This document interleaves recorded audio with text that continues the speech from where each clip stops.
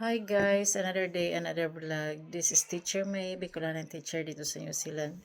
So, ang content natin today is yung adjustment ko dito sa New Zealand as food tech teacher na merong language barrier. So, nabanggit ko na to dun sa ilan kong post na isa sa struggles ko ay ang language barrier. So, aminado naman po ako na hindi ako talagang magaling or fluent masyado sa English kasi nga hindi naman ako English major and iba talaga yung ano nila dito, yung English. Kahit magaling ka pa siguro sa English, kung hindi mo talaga siya everyday ginagamit. At iba yung British English nila dito kaysa sa nakasanayan natin na American English.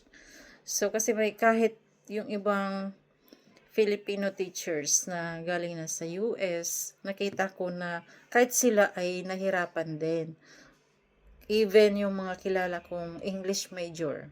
So what if or what more na ako na isang home economics major, TLE teacher. So, bigyan ko kayo ng examples. As food tech teacher, syempre nakasanayan natin yung bell pepper, 'di ba English na siya, bell pepper as ingredient or gulay, vegetable. Pero dito, ang tawag nila ay capsicum. So, isa na yun.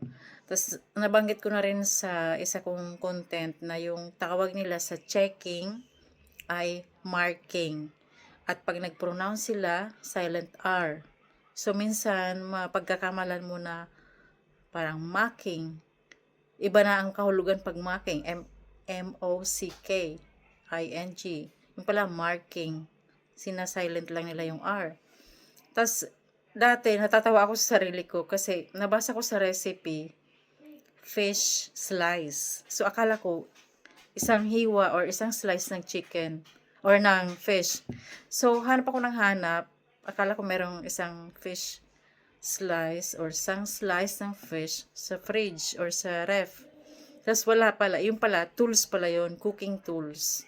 So, yun, medyo nakakatawa.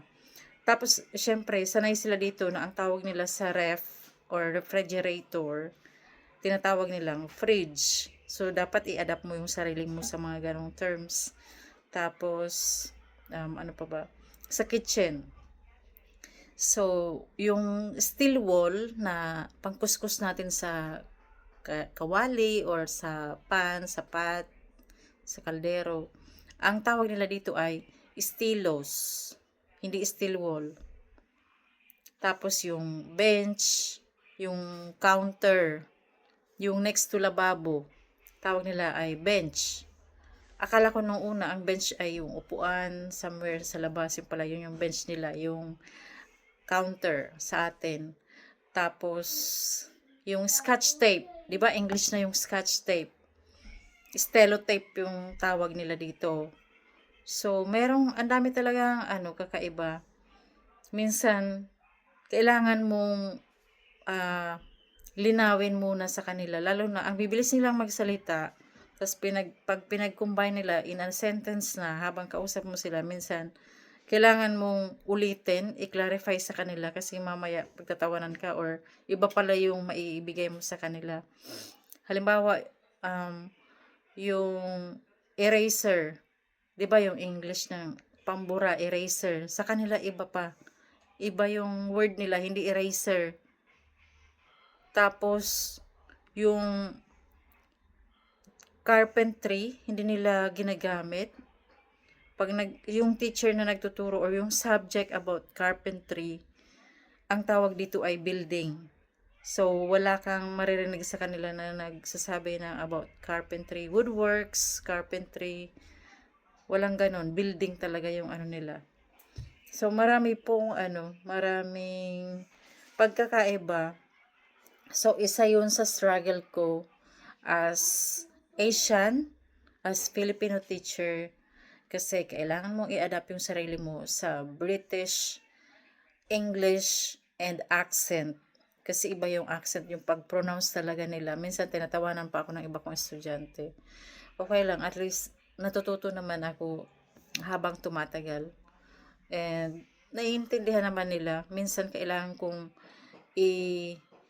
sabihan sila na ulitin kung anong sinasabi nila or dahan-dahan nila yung pagsabi para makuha ko. So, yun lamang po. Sana may natutunan kayo.